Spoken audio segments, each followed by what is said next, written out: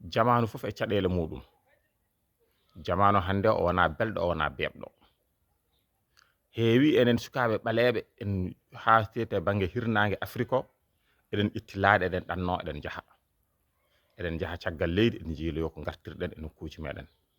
Woɗɓe ndewi koye jeerede kono ni jara won jooɗiɓe e nokkuji munen.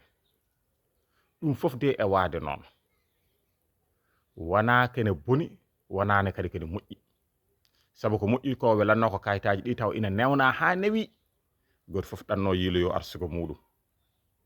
Kono waɗa noon ko o jamanu kayitaji ɗi beɓirani hono noon. Funtoɓe keewi, bakkilagal ngal ɓurti doole. Goto fof wawni hoore mum forsiɗi yaade.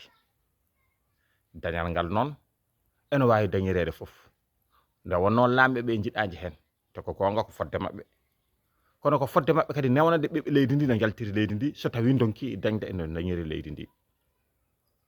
Won jamanu hoorejo leydi goto meeɗino salanade hoorejo leydi Sénégal hoto ɓiɓɓe muɗum so tawi jeehi hoto gartire yo gacce toon.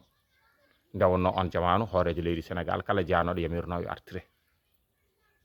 Nden noon firti ko kanko o famno ko wawa jogade ɓiɓɓe ɓe sukaɓe makko ɓe, kono so jeehima gartu mbatte leydi ndi. Enenne sukaɓe men so jeehima gartu mbatte leydi ndi, kono kaɗagol ngol woni ko hawni ko fewani.